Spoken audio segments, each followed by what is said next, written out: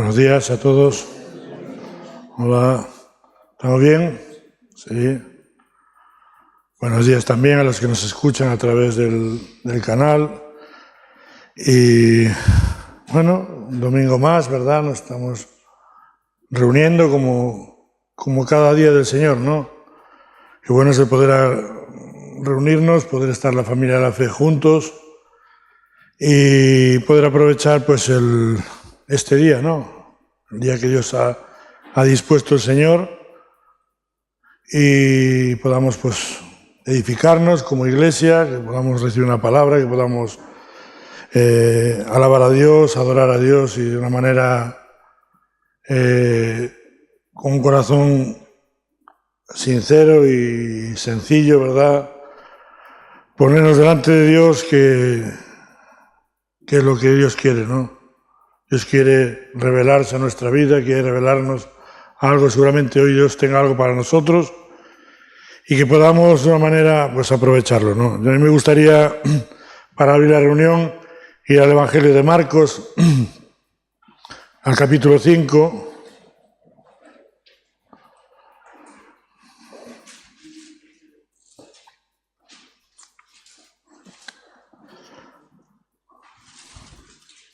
Porque el hecho de que podamos conocer a Jesús, ¿verdad? Podamos conocer a Dios de una manera verdadera, no algo de una manera profunda, ¿no? Que es una manera de conocer a Dios en la fe, no en la multitud, sino personalmente, ¿no? Y leyendo pues, en este pasaje en Marcos 5, a partir del 21,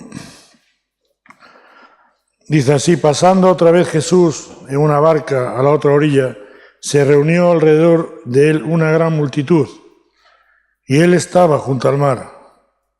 Y vino uno de los principales de la sinagoga, llamado Jairo, y luego que le vio, dice, se postró a sus pies y le rogaba mucho, diciendo: mi hija está agonizando, ven y pon las manos sobre ella para que sea salvo y vivirá. Y a veces, ¿verdad?, venimos a la reunión, nos reunimos y nos ponemos aquí delante de Dios y podemos estar en dos maneras, ¿verdad? Algo personal, algo que tú te pones delante de Dios con tu corazón, con tu necesidad. Y este hombre, ¿verdad?, dice que había una gran multitud y dice que pero vino uno, ¿verdad?, uno de los principales de la sinagoga, dice, y luego que vio a Jesús, lo que hizo es postrarse a sus pies. Dice, se postró a sus pies y le rogaba mucho, ¿verdad? Me gusta a mí esta expresión, ¿no? Postrarse a los pies y rogarle mucho. Diciendo, mi hija está agonizando, ven y pon las manos sobre ella para que sea salva y vivirá. Poder acercarnos al trono de la gracia, ¿verdad?, confiadamente, es lo mejor que podemos hacer hoy. Sigue hablando y dice, fue pues con él y le seguía una gran multitud y le apretaba, ¿verdad? Y aquí vemos también esta gran multitud, y esta gran multitud que apretaba a Jesús. Dice, pero una mujer que desde hacía 12 años padecía de flujo de sangre y había sufrido mucho de muchos médicos y gastado todo lo que tenía y nada había aprovechado, antes le iba peor, cuando oyó hablar de Jesús, vino por detrás entre la multitud y tocó su manto. Porque decía, si tocare tan solamente su manto, seré salva. Y enseguida la fuente de su sangre se secó y sintió en el cuerpo que estaba sana de aquel azote. Luego Jesús, conociendo en sí misma el poder que había salido de él, volviéndose a la multitud, dijo, ¿quién ha tocado mis vestidos? Y sus discípulos dijeron, ¿ves que la multitud te aprieta y dices, ¿quién me ha tocado? ¿Verdad? Y dice, pero él miraba alrededor para ver quién había hecho esto. Dice, sabiendo lo que en ella había sido hecho, vino y se... ¿Y quién ha tocado mis vestidos? Sus discípulos dijeron, ves que la multitud te aprieta y dices, ¿quién me ha tocado? Pero él miraba alrededor para ver quién había hecho esto. Entonces la mujer, temiendo y temblando, sabiendo lo que en ella había sido hecho, vino y se postró delante de él y le dijo toda la verdad. Y él le dijo: hija, tu fe te ha hecho salva. Ve en paz y queda sana de tu azote. ¿Verdad? Podemos ver la multitud apretando a Jesús, ¿verdad? Nos podemos ver hoy aquí, ¿verdad? Escuchando la palabra de Dios, poniéndonos delante de Dios, simplemente, ¿verdad? Apretando o acercándonos a Dios con una actitud de fe. Acercándonos al trono de la gracia, ¿verdad? Confiadamente, con fe, para poder alcanzar esa misericordia y hallar gracia, ¿verdad? En el oportuno socorro. Y a veces nos podemos conformar, ¿verdad? Como esta multitud que seguía, o ser este hombre que se postró a los pies de Jesús y empezó a rogarle, poniendo su necesidad delante de él. Y esta mujer, ¿verdad?, que tenía una enfermedad que dice que había gastado todo en los médicos. Si vamos al Evangelio de Lucas, este mismo pasaje, en el capítulo 8, Lucas lo relata de esta manera.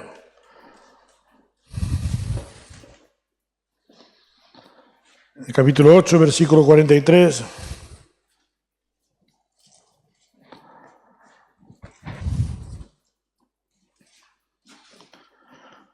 Pero una mujer que padecía de flujo de sangre desde hacía 12 años y que había gastado en médicos todo cuanto tenía y por ninguno había podido ser curada, ¿verdad? Me gusta cómo lo relata aquí Lucas, porque Lucas, ¿qué era? Lucas era médico, ¿verdad? Pero dice que ninguno, ¿verdad?, podía haber hecho nada.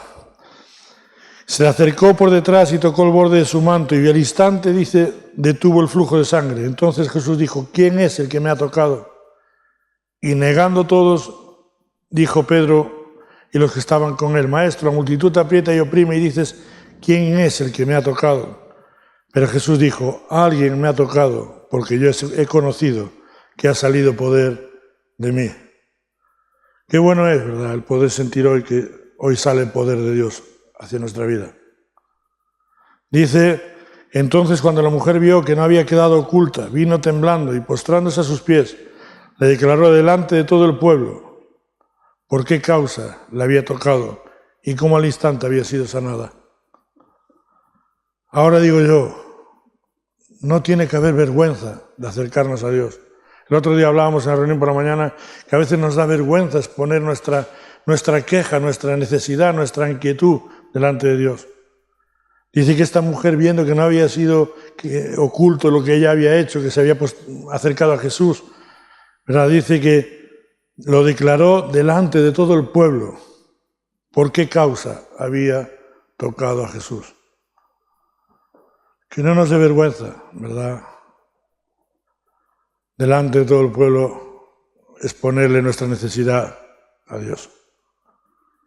Esta mujer tenía una necesidad grande, ¿verdad? Una mujer que tenía derrames, no podía, era impura por lo que se vivía en este tiempo, ¿verdad? No podía acercarse a la gente que tocaba la hacía también partícipe de esa impureza. Pero esta mujer, cuando yo hablo de Jesús, dice que se metió entre la multitud y tocó el borde de su manto. A veces hay que salirse, ¿verdad?, de donde estamos, de nuestro sitio, y hay que acercarse a Dios con fe. No te acerques de cualquier manera. No aprietes a Jesús de cualquier manera. No oprimas a Jesús de cualquier manera. Acércate con fe.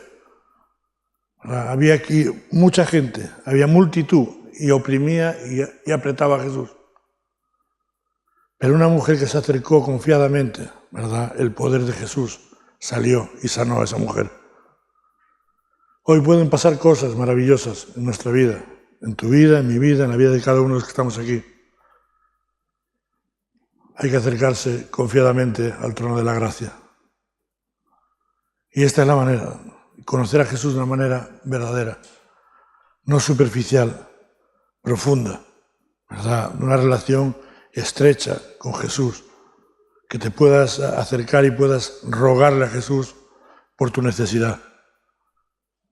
Y Jesús, aunque parece que se hace tardar, como a la hija de Jairo, ¿verdad? Que ya le decían los vecinos y esto, mira, déjalo ya, que ya está muerta. Pero Jesús no atendió la oración de Jairo, ¿verdad? Jesús le escuchó cuando Jairo se postró a sus pies y le dijo, mi hija está enferma, ve y sana y será salva, ¿no? Y será sana. Nosotros podemos participar, ¿verdad?, del milagro de Jesús, podemos comer como los 5.000 y también podemos recoger de las cestas. Hay una canción de Marcos Vidal, me parece que es muy, muy bonita, ¿verdad? Yo no quiero participar solo del milagro, sino quiero participar también de recoger las cestas. Amén. Pues empezamos la reunión, damos paso a la alabanza, nos ponemos en pie y disponemos nuestro corazón para la palabra que nos predicará Pedro Peso después.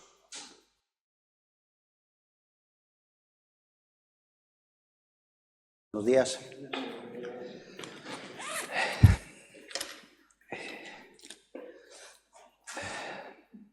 Qué bueno que como siempre podemos empezar la reunión pues orando, disponiendo nuestros corazones, porque al final el Señor, como ahora nos ha salido Kiko, había mucha gente alrededor de Jesús, pero no todos se acercaban a Cristo de una manera correcta, ¿no? Y no todos se beneficiaban de lo que el Señor traía, ¿no? Ese poder que solamente Cristo puede cambiar la vida de un hombre, es cuando el hombre realmente se humilla, cuando el hombre realmente se acerca con fe a Cristo, es cuando pues ¿no?, encuentra lo que su alma busca, ¿no?, lo que tanto necesitamos, ¿no? Yo quería leer un versículo, si me acompañáis, y con la ayuda de Dios pues poder compartir en esta mañana lo que tenía en mi corazón. Y en Hebreos 4, si me acompañáis, en el capítulo 12,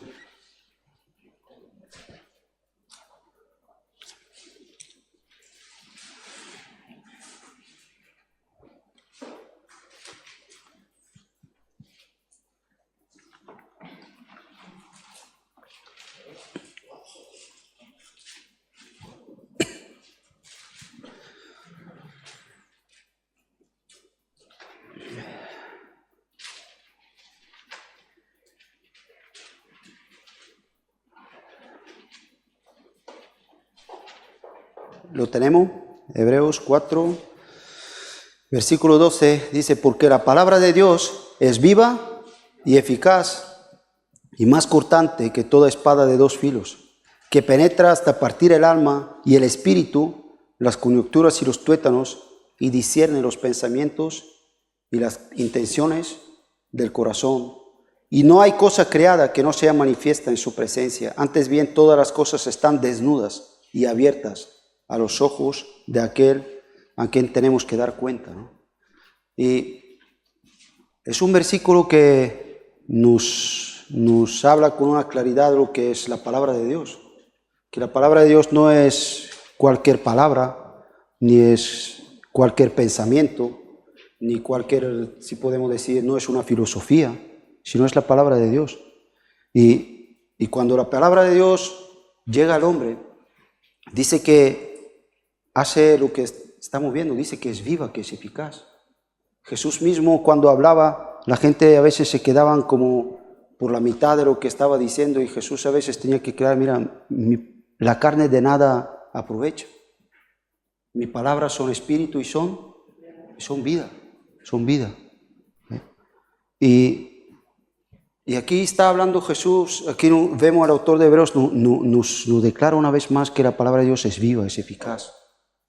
Dice que, pone este ejemplo, dice que es más cortante que todo lo que el hombre puede llegar a conocer, ¿no?, como una espada de dos filos, que dice que penetra, y penetra y llega y hace una separación de algo que el hombre hoy en día en su espíritu está muerto por causa del pecado. Solamente las personas que han nacido de nuevo, que han aceptado a Jesús como su Señor, como su Salvador, son las personas pues que han sido vivificados en su espíritu por el Espíritu Santo.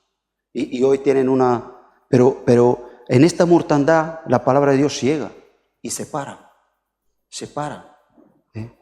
pone en claro. Y esa acción que es solamente de Dios, es solamente del Espíritu Santo, es algo que cuando nosotros escuchamos el Evangelio, cuando abrimos la palabra de Dios, notamos de que en nuestra vida ocurren cosas que no ocurren como no ha ocurrido con cualquier otra cosa. Porque es la palabra de Dios. ¿Por qué hace esto? Porque dice que discierne, que empieza a poner en claro las intenciones del corazón. De repente empezamos esa conciencia que el hombre tiene tan cautivada por causa del pecado, empieza como a reactivarse. De repente empezamos a darnos cuenta, a sentirnos que hay cosas que no están como tenían que estar. De repente nos descubre, nos hace ver que muchas veces esas intenciones que tenemos en nuestro corazón no son tan puras como nosotros pensamos. Hace un efecto, ¿no?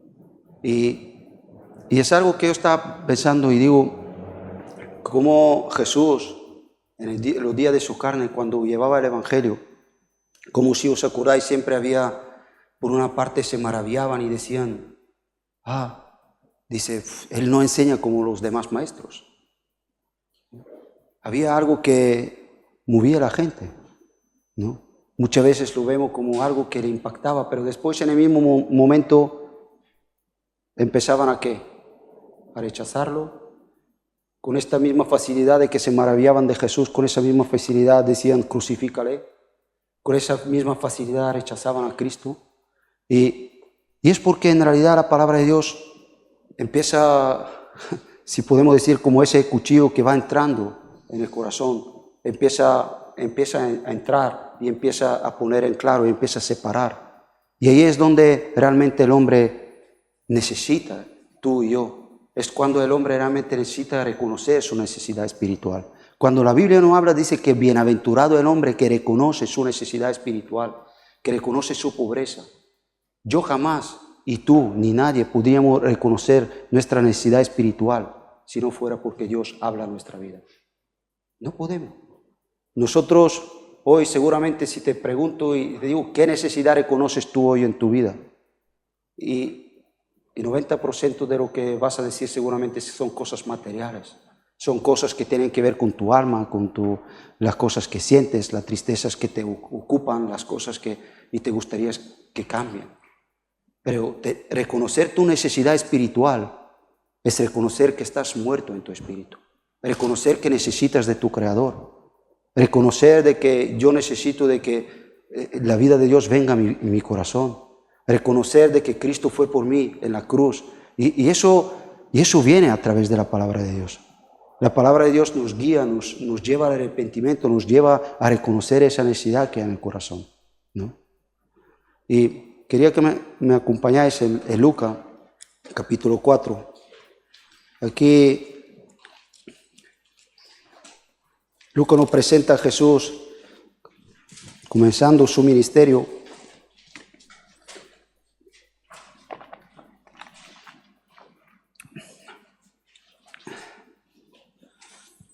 Y como Jesús va en su ciudad de Nazaret y entra en la sinagoga y le dan el libro del profeta Isaías y él empieza a leer y habla de unas profecías que hablan de él. Y él habla de que esas profecías se han cumplido hoy, les dice, ¿no? Delante de vosotros. Y ahí vemos, donde quería ir es la reacción que había en la gente, ¿no? Vamos a empezar del versículo 16, 4:16.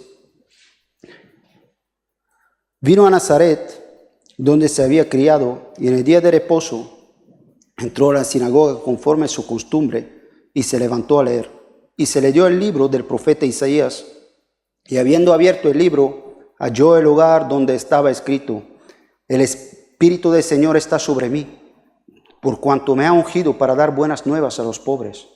Me ha enviado a sanar los quebrantados de corazón, a pregonar libertad a los cautivos, vista a los ciegos, poner en libertad los oprimidos y predicar el año agradable del Señor. Y enrollando el libro, lo dio al ministro y se sentó. Y los ojos de todos en la sinagoga estaban fijos en él. Y comenzó a decirles: hoy se ha cumplido esta escritura delante de vosotros.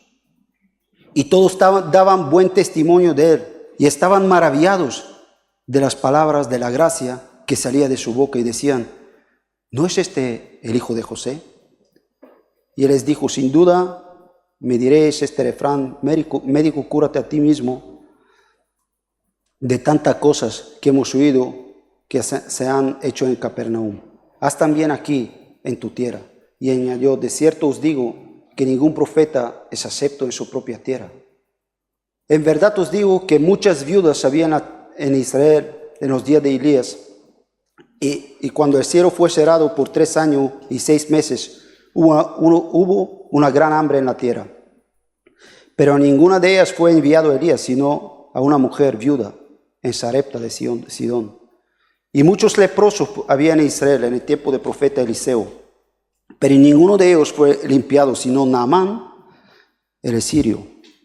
Y al oír estas cosas, todas las sinagogas se llenaron de ira, y levantándose le echaron fuera de la ciudad y le llevaron hasta la cumbre del monte sobre el cual estaba edificada la ciudad de ellos para despeñarle.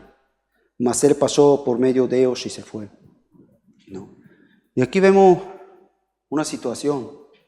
Vemos cómo lo que Jesús comunicó, el Evangelio, ¿no? Que era venido a salvar, a sanar, ¿no?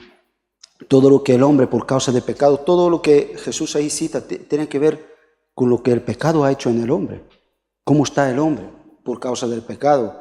Que está, ¿no? Vive con un corazón quebrantado, ¿no? Vive con un corazón que no está libre, que está cautivo, ¿no? Está oprimido, ¿no? Todo eso dice que el Señor ha venido para liberarnos y predicar el año. Y dice: ahora se ha cumplido, hoy se ha cumplido estas cosas. Y estas personas podían, de una manera, en principio vemos cómo se maravillaban, pero cómo enseguida enseguida empezaba a venir la lógica humana, de alguna manera el orgullo humano, porque al final todo la raíz del pecado está ahí, en el orgullo y decir: pero no es este el hijo de José, el carpintero. ¿Cuántas veces lo vemos en los evangelios? Cómo menospreciaban a Jesús. Dicen: pero ¿de Nazaret? ¿Puede salir algo bueno de Nazaret? Una y otra vez. Vemos cómo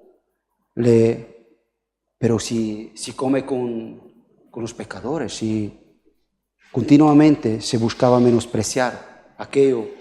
Y por eso digo que la palabra de Dios, cuando viene a nuestro corazón, viene como lees y ocurre en nuestro corazón cosas, pero la palabra de Dios empieza a hacer si podemos decir, empieza a abrir su camino en nuestro corazón. Y al abrir su camino en nuestro corazón, como vemos en esta situación, empiezan a florecer cosas que hay dentro de nosotros. Y una de las cosas que hay dentro de nosotros, a ellos en este momento, era que para ellos el Mesías tenía que ser alguien espectacular. No podían concebir esa idea de que podía ser el hijo de un carpintero.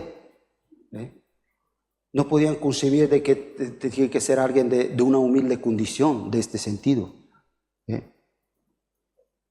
Y Jesús le contesta con algo y le hace ver ese estatus que ellos tenían de judíos, de que somos el pueblo de Dios.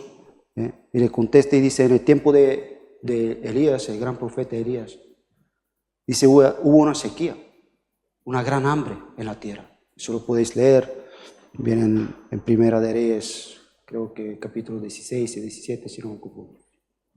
Pero habla de que hubo gran hambre, donde no llovió, donde la lluvia había gran escasez. Y Dios llevó a Elías y lo sustentó en la casa de una viuda, le mandó ahí. Y Dios hace ver una y otra vez cómo Él hace las cosas. A una viuda. La viuda en la Biblia siempre representa la persona más necesitada. En aquel tiempo no había seguridad social, ni había ese tipo de cosas. Y por eso el pueblo de Dios tenían un encargo explícito de cuidar a las viudas y los huérfanos. Era algo explícito. ¿Por qué? Porque no tenían cómo sostenerse. Y qué interesante que Dios le lleva y le manda a la casa de una mujer viuda. Y va ahí, bueno, si leéis la historia, bueno, que no tiene nada. Pero él sabe de que Dios le ha enviado ahí, y bueno, y ahí ocurre el milagro, y son sustentados en medio de la situación. Dice en otro profeta que era Eliseo, en aquella había muchas personas que tenían lepra, pero ninguno, dice, de ellos fue enviado. Dice, había mucho del pueblo que estaban con lepra, pero ninguno de ellos fue enviado el profeta, sino a Naamán, un sirio, que no era del pueblo de Dios, que estaban sometiendo al pueblo de Dios en este momento. Y ahí una vez más vemos que Dios no quiere hacernos ver otra vez que lo que es su gracia, lo que es su misericordia, lo que el Señor da al hombre, la salvación, no tiene nada que ver con lo que tú eres, lo que yo soy, lo que yo doy, lo que no doy, lo que tengo, lo que no tengo, lo que soy, lo que no soy. Eso viene a nuestra vida por pura gracia y por pura misericordia. Porque Él nos ama, porque Dios ama al hombre. Y fue en la cruz para mostrar su amor, demostró su amor dando su vida en la cruz. Y aquí de repente menospreciaron, pero es como Dios siempre ha hecho las cosas. Dios siempre ha escogido lo vil y menospreciado para avergonzar que los sabios. Es lo que nos dice apóstol Pablo en su primera carta de Corintios. Y eso no son palabras bonitas que quedan como, qué bonito, no. Es como Dios obra. ¿Pero por qué? Porque el orgullo del hombre tiene que desaparecer. Jesús fue en la cruz humildemente en la cruz, y aceptó cargar tu pecado y mi pecado. ¿Cómo nosotros pensamos de que podemos obtener lo que el Señor tiene si no vamos humildemente a la cruz por medio de la fe? No hay manera. No puedo pensar que soy más. Miramos la cruz, ves la sabiduría, lo que está en el hombre, esa sabiduría humana que nos hace ver, como dice Pablo, que la cruz de Cristo es una locura. Dice, es locura para el hombre, ¿no? ¿Cómo puede ser? El hombre natural mira un hombre moribundo en una cruz, ¿no? Desnudo, ¿no? Lo que era la muerte de la cruz era una muerte vergonzosa, ¿no? Ven y dice, ¿qué poder hay en esto? ¿Cómo a mí eso me puede salvar? Pero dice, lo débil de Dios, decía Pablo, es más fuerte que lo fuerte del hombre, de todo lo que el hombre puede. Y no es que en Dios hay algo débil, pero aquello que al hombre le parece débil, no es débil, es algo poderoso. Por eso para todos los que creen es poder de Dios, ese poder de Dios. Y la sabiduría que viene de Dios viene de cuando uno ha comprendido la cruz, comprende la sabiduría de Dios. Y es lo que Jesús, una vez más en este pasaje lo vemos, ¿no? Les recalca. Dice, pensáis que porque sois judíos, pero continuamente lo que hacéis, lo que habéis hecho, y eso lo vemos en muchos sitios, tanto Jesús como los apóstoles, dice, habéis rechazado el Evangelio. Rechazado una y otra vez. El hombre sigue rechazando el Evangelio una y otra vez, ¿no? Vamos a ir un momentito. Vamos a leer estos versículos en 1 Corintios. Un momento.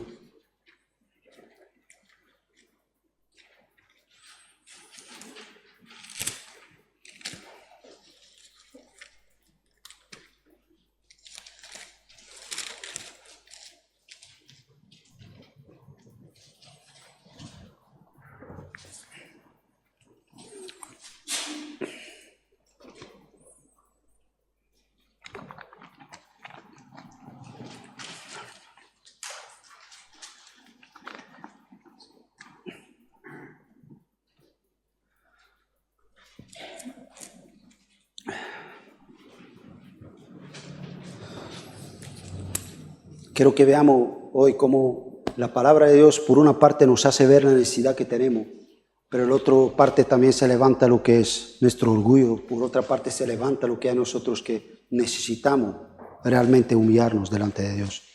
Necesitamos, si el hombre no se humilla, si podemos resumir a veces el Evangelio, es lo que el apóstol Santiago dice: Dios resiste a los orgullosos y da gracia a los humildes, a los humildes.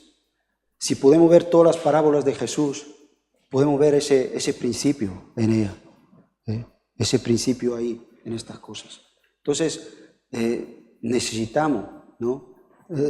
Lo vamos a ver una y otra vez cómo eso ocurre, cómo por una parte parece contradictorio, cómo puede ser unas personas que se maravillaban, que veían con lo que Jesús hace, que decían: ah, qué bien. Piensa en tu vida, cuántas veces viene una palabra de Dios en tu corazón de esperanza y dices: qué bueno, es que me gustaría que esto, pero después de repente hay algo en ti que empieza a hacer aquello que viene de Dios a tu corazón, empieza a hacerlo nulo, a hacerlo nada, ¿no? Con tus propios pensamientos, con tu propio corazón, ¿no? Dice, porque la palabra de la cruz, 1 Corintios capítulo 1, 18,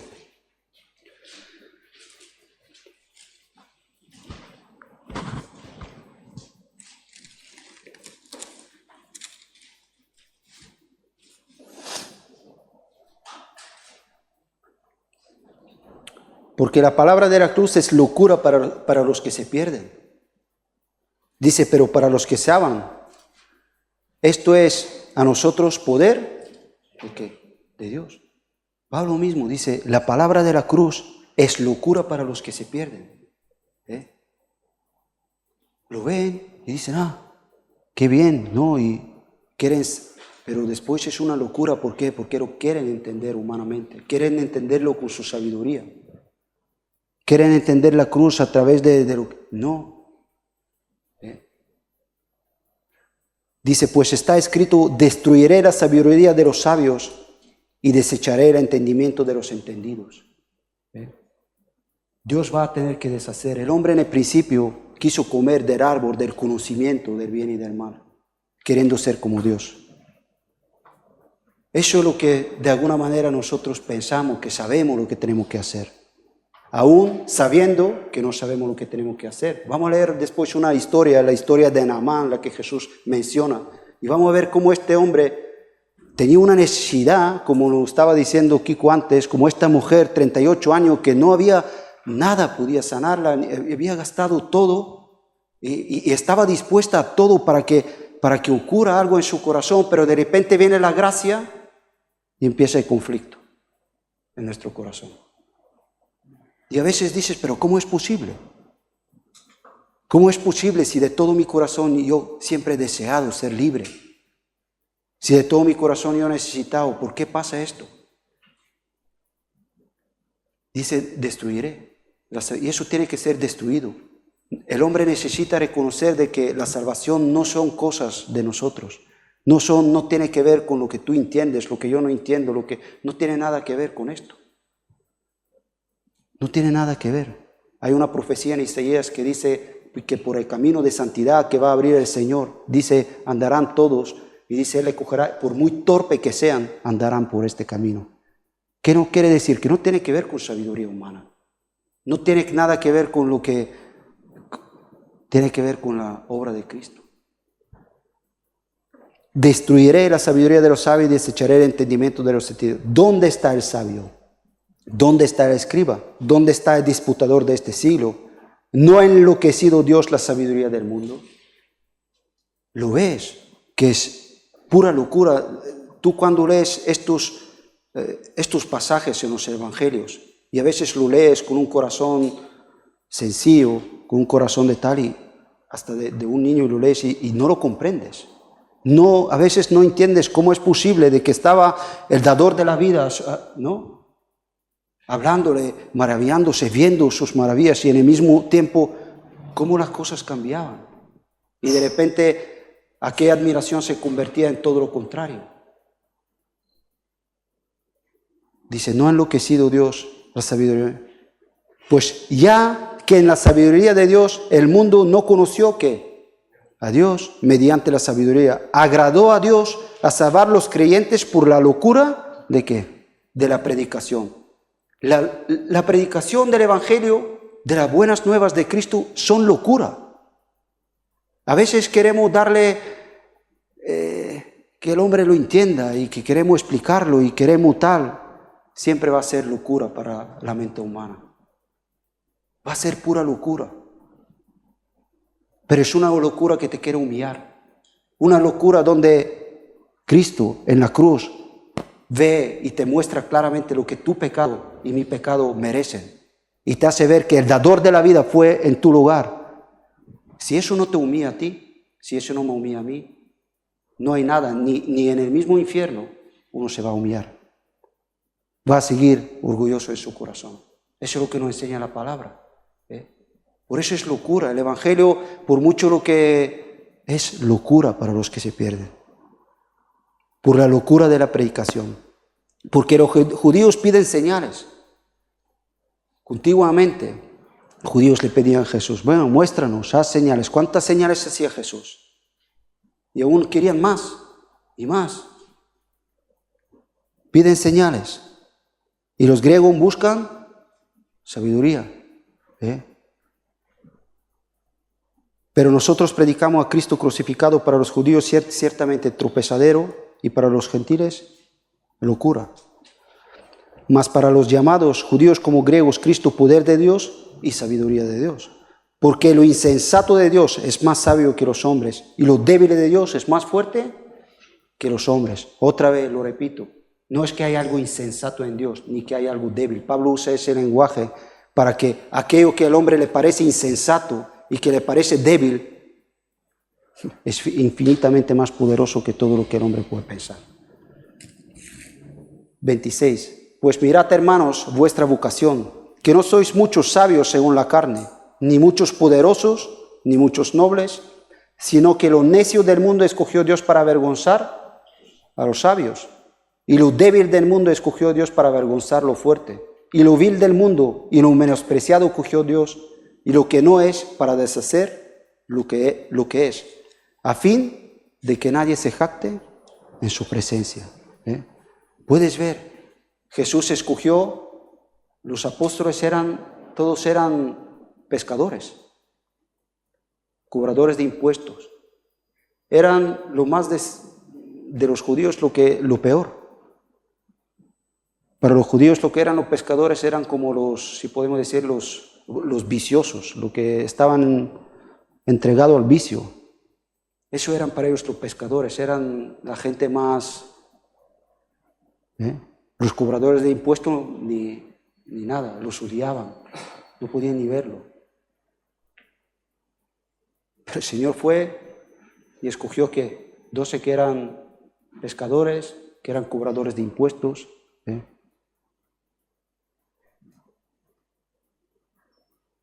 Y avergonzó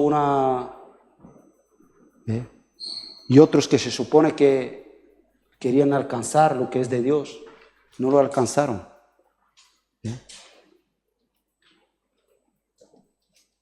Nos parece contradictorio, ¿sí? Pero Pablo en capítulo 2 sigue hablando y dice, por eso dice, yo quiero que conozcáis el poder de la cruz, que podéis comprender lo que Cristo hizo por vosotros, para que vuestra fe, dice, no esté fundada en la sabiduría de los hombres, sino en el poder de Dios. Porque la sabiduría de los hombres no trae otra cosa sino lo que hemos leído antes. Por un lado siempre vas a ver maravillándote, pero por otro lado cuestionándolo todo. Y nunca entendiendo nada. ¿Por qué? Porque quieres alcanzarlo a través de algo tuyo. Lo nuestro, el Señor mostró lo que tiene que hacer. Tenemos que reconocer de que ahí tenemos que identificarnos con Cristo en la cruz del Calvario. Vamos a ir en Segunda de Reyes, donde nos habla la historia que Jesús menciona acerca de Naamán, el sirio.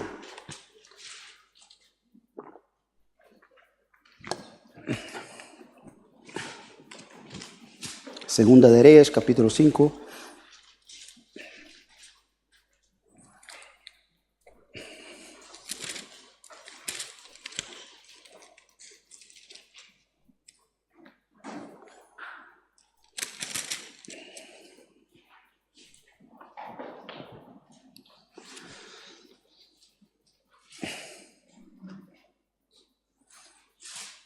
quiero que tengamos en medio de esta historia una y otra vez como Dios siempre usa lo que menos esperamos que va a usar. Siempre usa lo que no es lógico, lo que hablábamos antes, en un momento de gran, que era tiempo, como leíamos, de la mujer de Sarepta, un tiempo de gran hambruna, de tal, y le dice al profeta, vete a la casa de esa viuda y ahí te sustentaré. No era lógico, pero Dios siempre nos lleva donde no es lógico. ¿Por qué? Porque nuestra sabiduría nos aleja de Dios, pero Dios siempre nos lleva, nos guía a vivir la fe, a poder realmente experimentar por medio de la fe las cosas de Dios. Nos guía ahí en estas cosas. Y empieza a hablarnos, dice, en 5.1 dice Naamán, y empieza a describirnos este hombre. Naamán, general del ejército del rey de Siria, era varón grande delante de su señor y lo tenía en alta estima, porque por medio de él había dado Jehová salvación a Siria. Era este hombre valeroso en extremo, pero, ¿qué dice? Pero leproso. Nos da una descripción de este hombre y nos dice, era un hombre grande, valeroso, era un general, era alguien que tenía un estatus en la sociedad, era alguien que tenía, bueno, si podemos decir, todo de lo que uno humanamente desea o busca. Era alguien de que el único que había por encima de él, lo tenía él en gran estima. Es decir, que era un hombre que lo tenía todo lo que él quería y poseía. Pero aún así había un problema en su vida, que era ¿qué? Que era leproso. Que era leproso. Y todo lo que él poseía, todo lo que él tenía, todo lo que tal, de nada le valía para solucionar esa situación, lo que vemos ahí. La lepra muchas veces en la Biblia se relaciona con el pecado. Es una imagen de lo que el pecado hace en el hombre. Porque la lepra es una enfermedad que sale ahí con un granito que aparece con una manchita así roja y empieza ahí, pero poco a poco empieza a corromper todo el cuerpo. Empieza a corromper todo hasta que corrompe la persona y muere. Eso es lo que hace el pecado en nuestra vida.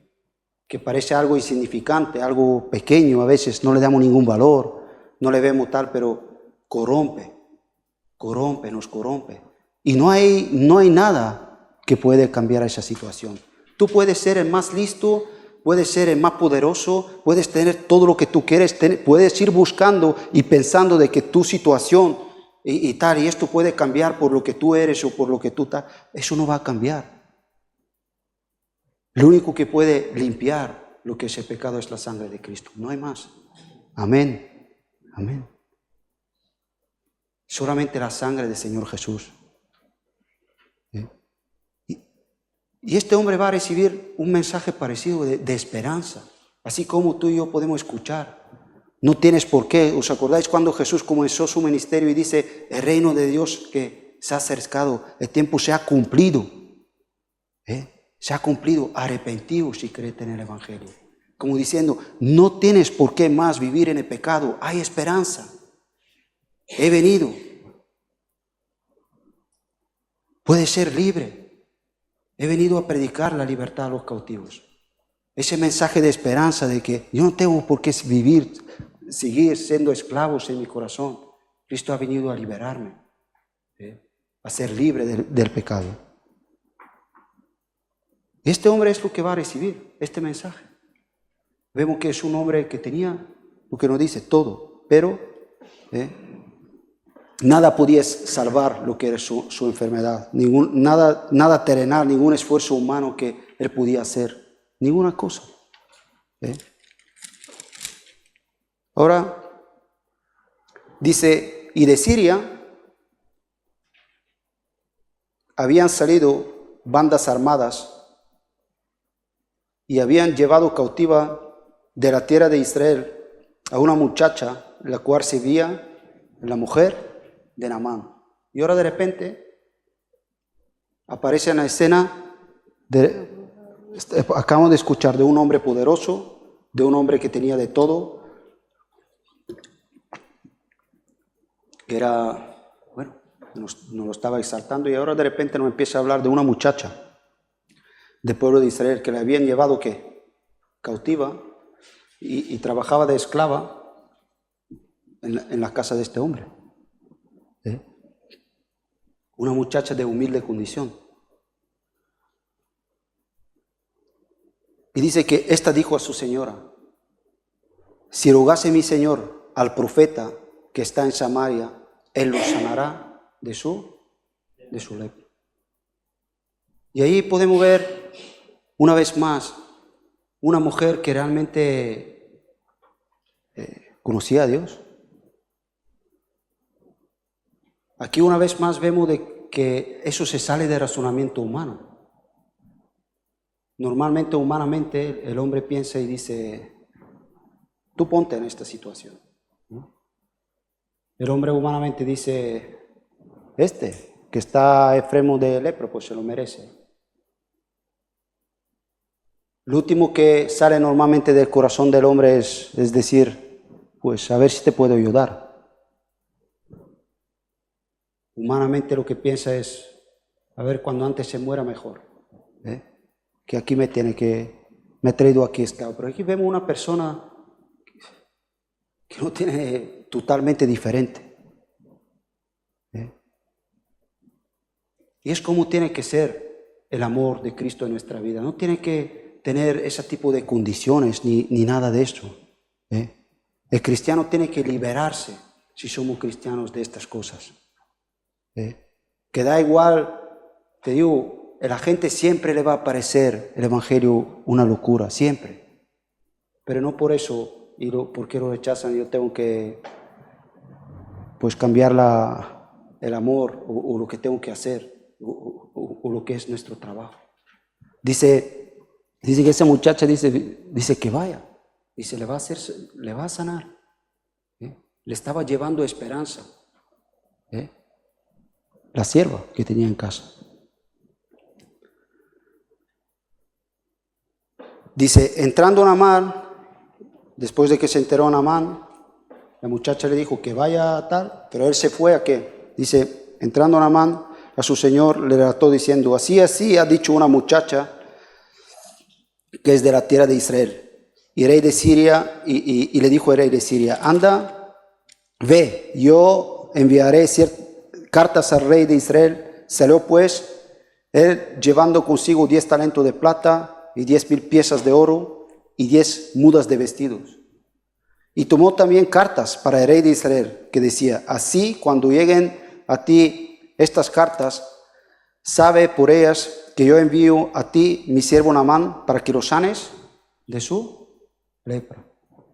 Ahora, ¿qué dijo la muchacha? Acabamos de leerlo. ¿Qué dijo la muchacha?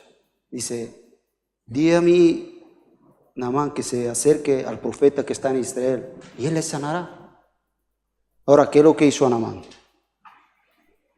Lo que la sabiduría humana, como nosotros pensamos, vale, pues voy yo al rey, preparo aquí los obsequios, preparo lo que tengo que hacer, me preparo unas cartas y le envía a ¿quién? Al rey. Pero la muchacha le mandó al rey de Israel, ¿o a quién le mandó?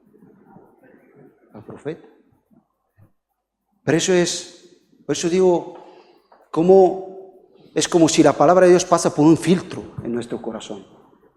Como nuestro orgullo, nuestra manera de pensar, como nuestra manera de estar siempre tiene ese filtro donde parece que corrompe, la misma manera que esa lepra corrompía su vida, estaba corrompiendo lo que es divino, lo que es de Dios. Enseguida pensamos de que yo tengo algo para... Y se fue el rey y venga con las cartas. Pero cuando llegó, esas cosas le llegaron al rey de Israel, el hombre pensó, dice, lo que está buscando es aquí una situación para matarme. No, vamos a leerlo. Dice, Y luego que el rey de Israel en 7 leyó las cartas, rasgó sus vestidos y dijo, ¿soy yo Dios que mate y dé vida para que éste envíe a mí que sane a un hombre de lepra? Considerad ahora y ved cómo busco ocasión que contra mí. Claro, el hombre lo que pensó, dice, pues me hace esto, como que de alguna manera me pone en un aprieto para que después tener una ocasión para matarme. Es lo único que ve. Pero ahí vemos aquí vemos el hombre cómo estropea la cosa. Pero vemos cómo Dios otra vez, en su misericordia, entra en la escena. Y vemos enseguida, cuando Eliseo, el varón de Dios, oyó que el rey de Israel había rasgado sus vestidos y envió a decir al rey, ¿por qué has rasgado tus vestidos? Venga ahora a mí y sabrá que hay profeta que en Israel. Vemos como Dios una vez más, que te has confundido, no es por ahí. Yo no busco tus riquezas, ni busco tus... ¿Cuántas veces lo vemos eso? ¿Cuántas veces el hombre le gusta ofrecer a Dios y pensar? ¿Por qué? Porque en ese pensamiento que tenemos religioso, a no conocer a Dios, pensamos de que Dios necesita algo de nosotros. Y pensamos de que yo tengo que ofrecerle algo a Dios para que Él me dé. Y eso está en el hombre, continuamente. Sobre todo, yo siempre digo, las religiones, a veces parece que hay miles y miles de religiones, pero las religiones son dos. La religión de las obras y la religión de la gracia. No hay más. Todas las religiones que no te dicen que eres salvo por gracia, por Cristo, son religiones de obras, que anulan lo que Cristo hizo por la Cristo. Hacen vana la cruz de Cristo, es lo que Pablo nos dice. No podemos lograr. Pero una vez más el Señor viene con esa palabra y dice que se venga a mí. Y bueno, y vemos que vino Naamán con sus caballos, con sus carros, y paró la puerta de Elías. Entonces Naamán dijo, bueno, me he equivocado, ¿no? Es verdad, no era el rey, tenía que venir a ti, pero viene con sus ofrendas, con sus cosas. Pero es que Dios no quiere nada. En la cruz tenemos que ir despojándonos, reconociendo de que no hay nada en nosotros por lo cual somos salvos. Los méritos son de Cristo. Dice, para que nadie se puede jactar en su presencia. Dice, entonces le envió un mensajero a Eliseo en 10 y le diciendo, ve y lávate 7 veces en el Jordán y tu carne se restaurará y serás limpio. Qué mensaje de esperanza, ¿no? Cree en el Señor Jesucristo y serás, ¿qué? Salvo. Pero como solo creer, aquí habrá que hacer algo, ¿no? Y ahí vemos cómo este hombre dice que tú ponte en la situación, por eso digo que parece absurdo, parece algo de que como vemos pero ¿cómo es posible? Pero al final el mensaje de la cruz es locura para los que se pierden, para los que no creen. Es pura locura, no. Ahora dice en 11, y Naamán se fue, ¿cómo dice? Enojado. Dice, se fue enojado. Pero si le dijo el profeta, ve y lávate 7 veces y serás sano. Es lo que quería, ¿sí?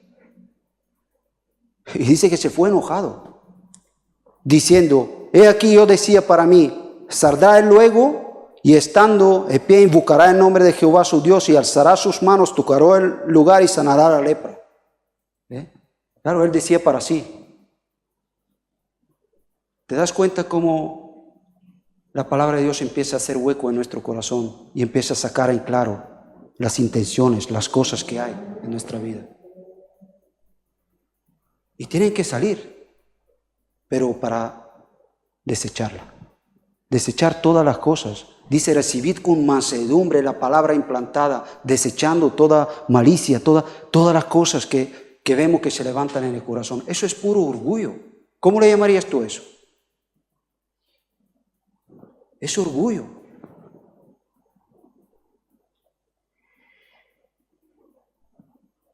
¿Cómo es un hombre que está leproso, que te...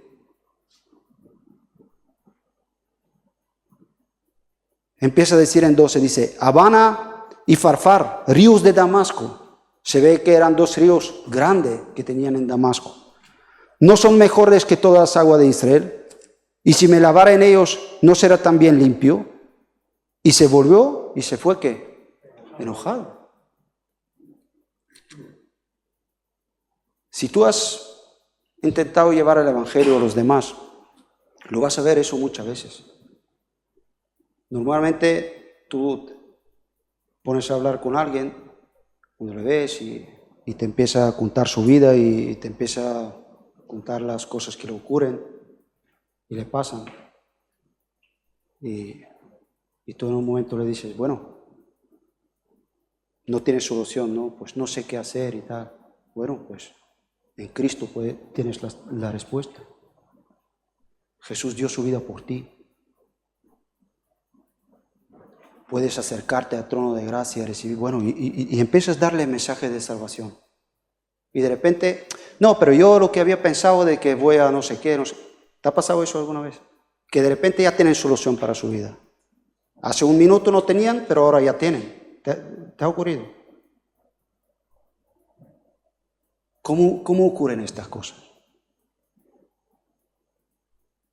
A lo mejor no lo manifestamos de esta manera, pero eso está en el corazón del hombre. Por eso dice la palabra, entra y penetra y saca en claro las intenciones. Dice que nada es descubierto delante de la presencia de Dios. Dios ve lo que hay en nuestro corazón y lo quiere sacar. Para que nosotros podamos ir y ver nuestra necesidad, ir a la cruz. Lo tiene que sacar de nuestro corazón. El río que le decía en Jordán era como, comparado con nosotros, era un charco, ¿no? Era algo que le humillaba, como... No, hombre, no, como esa solución tan fácil que tú me das. La sociedad nos enseña que tú tienes que lograr, que tú tienes que hacer, que tú tienes que... Y seguimos en nuestras... Vamos a leer un pasaje en Juan capítulo 7, para que veamos ese mismo contraste, ¿no?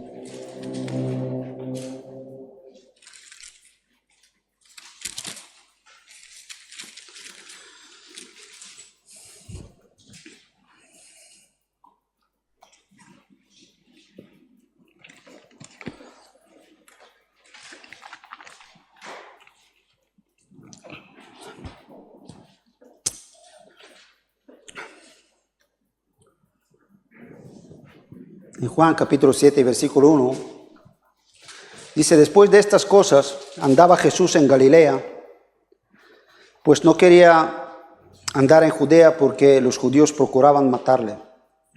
Y estaba cerca la fiesta de los judíos, de los tabernáculos, que es una fiesta que se juntaban todos los judíos. Y le dijeron sus hermanos, sal de aquí, vete a Judea, para que también tus discípulos vean las obras que haces. ¿Os suena ese pensamiento algo? Dice, porque ninguno que procura darse a conocer hace algo en secreto. Si estas cosas haces, manifiéstate que en el mundo, ¿no? ¿Os suena? ¿No? Ese es prácticamente el mismo pensamiento que está. Yo pensaba que va a salir aquí con grandes shows y grande tal, pon tu mano, que todo se manifiesta, que aquí nos vean quiénes somos. Pero Dios nunca obraba así. ¿Os acordáis cuando Jesús sanaba y decía, y no decís nada a nadie? ¿Sí o no?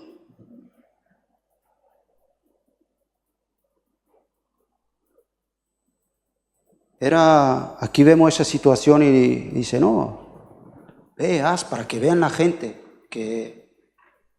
para que puedan, ve, hazlo.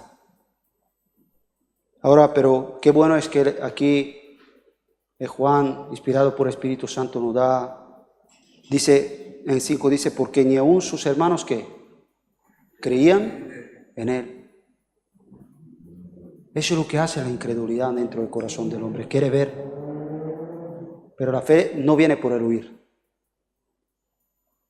no viene por ver, viene por el oír la palabra de ¿qué? De Dios. Es por lo que viene la fe. ¿Os acordáis cuando Jesús le contaba una historia de Lázaro y el rico que estaba en el infierno? El argumento de rico era el mismo. Le decía, Padre Abraham, manda a Lázaro que le hable a mis hermanos para que no vengan a este lugar. Habla. Y le dice a Abraham, bueno, los profetas y la palabra tienen, hagan caso. Y le dice, no hombre, pero si aparece alguien de entre los muertos y le empieza a hablar, seguro que creerán. ¿Pero qué le contesta? De ninguna manera.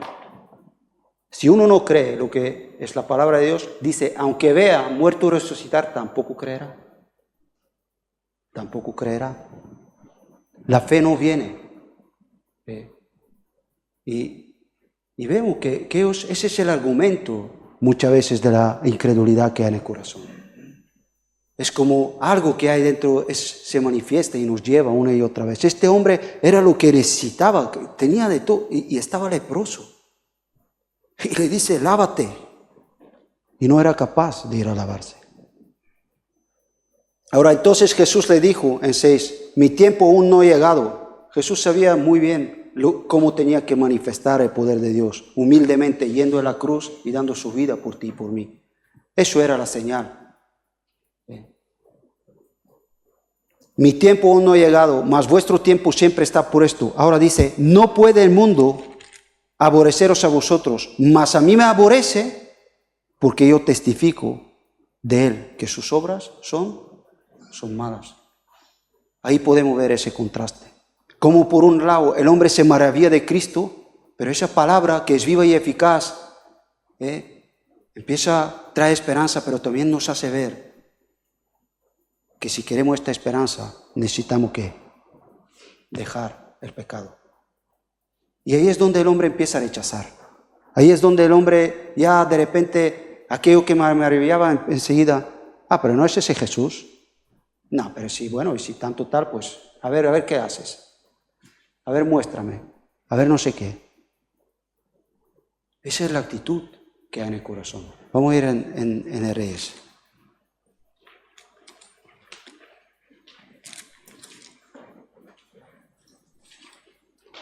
Pero ahí vamos a ver cómo Dios, a mí me encanta como Santiago dice, pero Él da mayor gracia. Como a Dios, a pesar de nosotros, dice, Él da mayor gracia.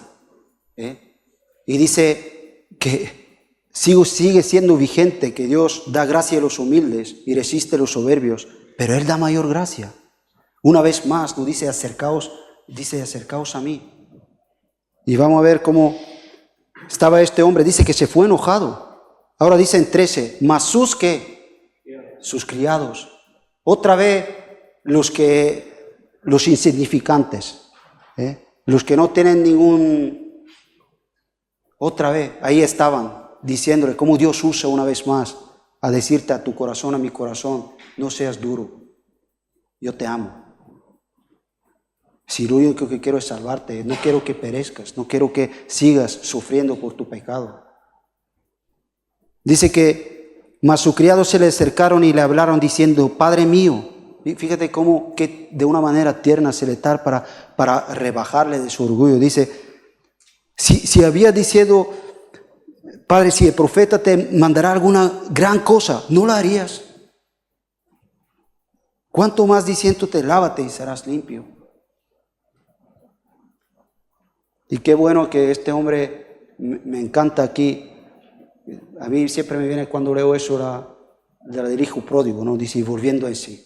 Qué bueno es que este hombre pudo volver en sí. Porque dice en 14, dice, y Y entonces descendió y dice, y se zambulló. Me encanta la palabra que usa, ¿no? Porque zambuir a mí me suena no es de entrar a mojarme, ¿no? Es como cuando éramos jóvenes íbamos a las piscinas, y no, y ibas y decías, venga de bomba, ¿no? Ibas con gana, ¿no? Vemos cómo este hombre se despojó de su orgullo, se despojó de su estar, dice, se zambulló. 7 veces en el Jordán, conforme la palabra del varón de Dios, y su carne se volvió como carne de un niño, y quedó limpio, Y volvió al varón de Dios y a toda su compañía, y se puso delante de él y dijo, he aquí ahora conozco que no hay Dios en toda la tierra sino Israel, y te ruego que recibas algún gran presente de tu siervo, ¿no? Y bueno, y ahí la historia sigue, y Eliseo no recibió el presente porque el mérito es de Dios, no es de nadie. La salvación es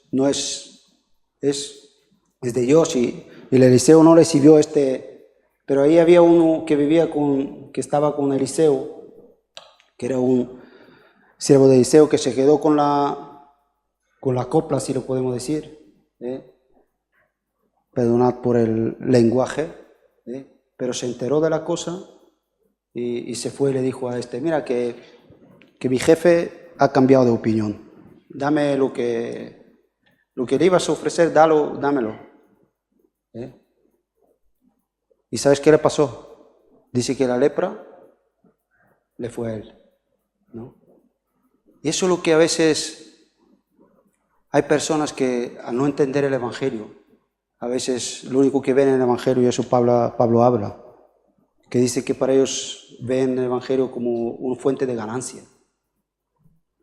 nada más, fuente de ganancia. Y al final acaban peor, como dice Pedro en su carta, ¿no? Acaban peor que, dice, ofrecen libertad y al final son más esclavos que la misma libertad que ofrecen. Ese es otro tema. Pero la gracia está, Cristo está, el Señor, la muerte, su muerte sobre eso es vigente hoy. Y el Evangelio te habla a tu corazón.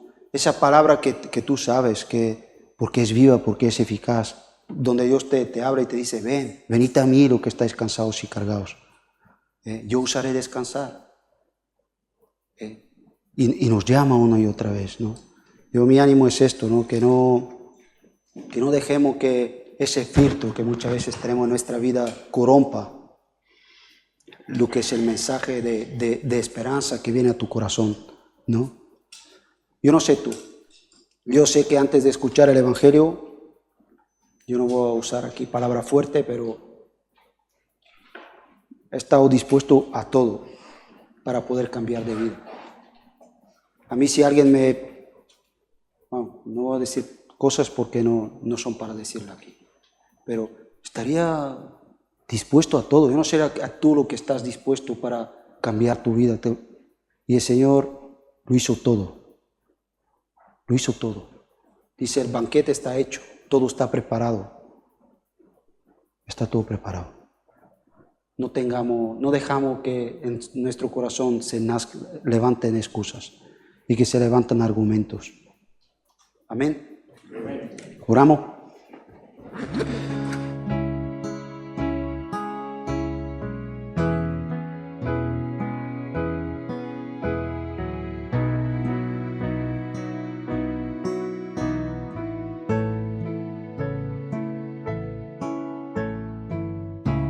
Que no se desvíe mi alma, que tras cosas vanas no se eleve